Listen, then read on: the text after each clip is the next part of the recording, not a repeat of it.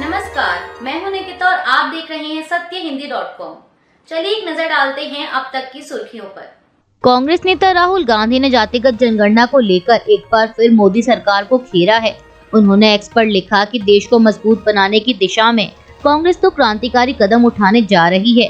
पहला कदम है जातिगत जनगणना, जो देश का एक्सरे होगा, और दूसरा कदम है धन संसाधन की मैपिंग, जिससे पता चल जाएगा कि किसके पास क्या है और कितना है। राहुल गांधी ने लिखा कि 2/3 वंचित आबादी को देश की तरक्की का भागीदार बनाए बिना भारत की समृद्धि असंभव है। कांग्रेस भारत बनाने वालों के साथ न्याय कर एक सशक्त और समृद्ध भारत की नींव रखेगी। कांग्रेस नेता ने आगे लिखा कि नरेंद्र मोदी के हिंदुस्तान में पिछड़ों, दलितों, आदिवासियों और सामान्य वर्ग के गरीबों की कोई जगह नहीं है। देश के बजट के हर 100 रुपए में 2/3 आबादी का हिस्सा सिर्फ 6 रुपए है। इस वर्ग के साथ हो रहा भयंकर अन्याय देश को अंदर से खोखला बना रहा है। राहुल गांधी की भारत जोड़ो न्याय यात्रा इस समय अमेठी में मौजूद है। बता दें कि अमेठी स्मृति ईरानी का संसदीय क्षेत्र है और इस समय ईरानी भी अमेठी में मौजूद हैं। इस दौरान उन्होंने पत्रकारों से बातचीत करते हुए कहा कि अमेठी में 6523 करोड़ का निवेश आया है। आजादी के बाद से 2014 तक यहाँ लघु उद्योग की नजर से 60 साल से ज्यादा वर्षों में मात्र 500 करोड़ आए थे। जो लोग अमेठी को सत्ता का केंद्र मानते थे मगर सेवा नहीं देते थे, आज जब वो गाजे-बाजे के साथ आए तो अमेठी के लोग उपस्थित नहीं रहे। उन्हें प्रतापगढ़ और सुल्तानपुर से लोग ढोकर लाने पड़े। बीजेपी सांसद ने राहुल गांधी पर तंज कसते हुए आगे कहा कि रहना था दिन भर, कुछ लम्हे यहाँ से बिताकर गुजर गए, इतनी क्या बेरुखी अमेठी से। अमेठी में जो लोग विकास से भागते रहे, उनका गुस्सा आज गांधी परिवार की यात्रा में सूनी सड़कों में परिवर्तित हो गया। रायबरेली की सीट भी परिवार ने छोड़ दी। ईरानी ने आगे कहा कि सूनी सड़कें चीखकर कह रही थी कि अब गांधी खानदान से उनका कोई नाता नहीं है। राहुल गांधी की भारत जोड़ो न्याय यात्रा अमेठी पहुंच चुकी है। बता दें कि अमेठी की सीट गांधी परिवार की पारंपरिक सीट मानी जाती रही है, लेकिन राहुल गांधी 2019 का लोकसभा चुनाव अमेठी से हार गए थे और बीजेपी नेता स्मृति ईरानी ने यहां से जीत दर्ज की थी।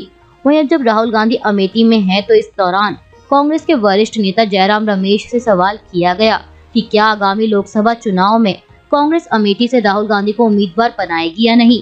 इस पर जयराम रमेश ने समाचार एजेंसी ANI से कहा कि अमेठी में चुनावी यात्रा नहीं है बल्कि वैचारिक यात्रा है। ये लोकसभा क्षेत्र हमारे लिए काफी महत्वपूर्ण है। यहाँ से राजीव गांधी जी सांसद रहे, 3 बार राहुल गांधी जी यहाँ से सांसद रहे, ये उनकी कर्म भूमि है। बाकी चुनाव यहाँ से कौन लड़ेगा, इसका फैसला चुनाव कांग्रेस वर्किंग कमेटी करेगी। लेकिन इस यात्रा को चुनाव के नजरिए से ना देखिए, इसे वैचारिक यात्रा के तौर पर देखिए। बता दें कि इस समय राहुल गांधी केरल के वायनाड से सांसद हैं। उन्होंने 4 बार अमेठी से चुनाव लड़ा है और 3 बार वह जीते हैं। संयुक्त किसान मोर्चा ने केंद्र सरकार के उस प्रस्ताव को खारिज कर दिया है जिसमें सरकार ने 5 फसलों पर 5 साल के लिए MSP देने की बात कही थी। बता दें कि यह प्रस्ताव सरकार की तरफ से कल 18 फरवरी को चंडीगढ़ में किसानों के साथ हुई बातचीत के दौरान दिया गया था। हालांकि इस प्रस्ताव पर अभी भारतीय किसान यूनियन और राजनीतिक की तरफ से कोई प्रतिक्रिया नहीं आई है। वहीं संयुक्त किसान मोर्चा का कहना है कि सरकार ने मक्का, कपास, अरहर, मसूर और उड़द की फसल पर A2+FL प्लस 50% के फॉर्मूले पर MSP देने की बात कही है, लेकिन यह असल मांगों को कमजोर करने की कोशिश है। दरअसल किसानों की मांग है कि C2+50% के फॉर्मूले पर सभी फसलों का न्यूनतम समर्थन मूल्य तय किया जाए। प्रधानमंत्री मोदी ने आज सोमवार को उत्तर प्रदेश के संभल में कल्की धाम मंदिर की आधारशिला रखी। इस मौके पर उन्होंने आचार्य प्रमोद कृष्णम के स्वागत प्रवचन का जिक्र करते हुए कहा कि अभी जब वो स्वागत प्रवचन कर रहे थे तब उन्होंने कहा कि हर किसी के पास कुछ न कुछ देने के लिए होता है, लेकिन मेरे पास कुछ नहीं है, मैं सिर्फ भावना व्यक्त कर सकता हूँ। प्रमोद जी, अच्छा हुआ कुछ दिया नहीं, वरना जमाना ऐसा बदल गया है कि अगर आज के युग में सुदामा श्री कृष्ण को एक पोटली में चावल देते तो उसकी भी वीडियो निकल आती, सुप्रीम कोर्ट में PIL हो जाती और जजमेंट आता कि भगवान कृष्ण को भ्रष्टाचार में कुछ दिया गया है और भगवान कृष्ण भ्रष्टाचार कर रहे थे। चंडीगढ़ मेयर पद से बीजेपी नेता मनोज सोनकर के इस्तीफा देने के बाद दिल्ली के मुख्यमंत्री अरविंद केजरीवाल ने भी इस पर प्रतिक्रिया दी है। केजरीवाल ने बीजेपी पर हमला बोलते हुए कहा कि उनके मेयर ने कल इस्तीफा दे दिया। ये जाहिर है कि उन्होंने गलत काम किया था, गलत तरीके से उनका मेयर बना था। उन्होंने चुनाव में धांधली की थी और ऐसे ही वो चुनावों में धांधली करके जीतते हैं और अगर जीत ना पाए तो लोगों को खरीद लेते हैं। केजरीवाल ने आगे कहा कि ऐसे जनतंत्र कैसे चलेगा, अगर हार गए तो यार दूसरों को भी सरकार चलाने दो। चंडीगढ़ मेयर चुनाव में हुई कथित धांधली का मामला सुप्रीम कोर्ट में है और आज सोमवार 19 फरवरी को मामले पर सुनवाई होनी है। वहीं इस बीच खबर है कि सुनवाई से ठीक एक दिन पहले यानी कल रविवार की शाम को बीजेपी नेता मनोज सोनकर ने चंडीगढ़ मेयर पद से इस्तीफा दे दिया है। बता दें कि उन्होंने 30 जनवरी को आम आदमी पार्टी के कुलदीप कुमार को हराकर चुनाव जीता था। चुनाव में बीजेपी को 16 वोट मिले थे और कांग्रेस और आम आदमी पार्टी के संयुक्त उम्मीदवार कुलदीप सिंह को 12 वोट ही हासिल हुए। आप और कांग्रेस के 8 वोटों को अवैध घोषित कर दिया गया था, जिसके बाद विपक्षी दलों ने चुनावी परिणामों को सुप्रीम कोर्ट में चुनौती दी और आज मामले पर सुनवाई होनी है। आगामी लोकसभा चुनाव के मद्देनजर समाजवादी पार्टी ने उत्तर प्रदेश से अपने उम्मीदवारों की दूसरी लिस्ट जारी कर दी है। इस लिस्ट में 11 उम्मीदवारों को टिकट दिया गया है। मुजफ्फरनगर से हरेंद्र मलिक, आंवला से नीरज मौर्य, शाहजहांपुर से राजेश कश्यप, हरदोई से उषा वर्मा, मिश्रिक से रामपाल राजवंशी, मोहनलालगंज से आर.के. चौधरी, प्रतापगढ़ से डॉक्टर एस.पी. सिंह पटेल, बहराइच से रमेश गौतम, गोंडा से श्रेया वर्मा, गाजीपुर से अफसाल अंसारी और चंदौली से वीरेंद्र सिंह को उम्मीदवार बनाया गया है। बता दें कि इससे कुछ दिन पहले ही सपा ने लोकसभा चुनाव के लिए अपने उम्मीदवारों की पहली लिस्ट जारी की थी, जिसमें पार्टी ने 16 उम्मीदवारों को टिकट दिया था। राहुल गांधी की न्याय यात्रा इस समय उत्तर प्रदेश में मौजूद है। ऐसे में जब सपा प्रमुख अखिलेश यादव से यात्रा में शामिल होने को लेकर सवाल किया गया तो इस पर उन्होंने कहा कि अभी बातचीत चल रही है, कई दौर की बातचीत हो चुकी है, कई सूचियां उधर से आई और कई सूचियां हमारे यहाँ से गई हैं। एक बार सीटों पर बात साफ हो जाएगी तो समाजवादी पार्टी उनकी न्याय यात्रा में शामिल हो जाएगी। बता दें कि समाजवादी पार्टी और कांग्रेस दोनों ही इंडिया गठबंधन का हिस्सा हैं और बीते दिनों समाजवादी पार्टी और कांग्रेस के बीच सीट बंटवारे को लेकर दूरियां देखने को मिली थी। नई पार्टी बनाने की चर्चाओं के बीच स्वामी प्रसाद मौर्य ने अखिलेश यादव को लेकर कहा है कि उनकी कही बात उनको मुबारक।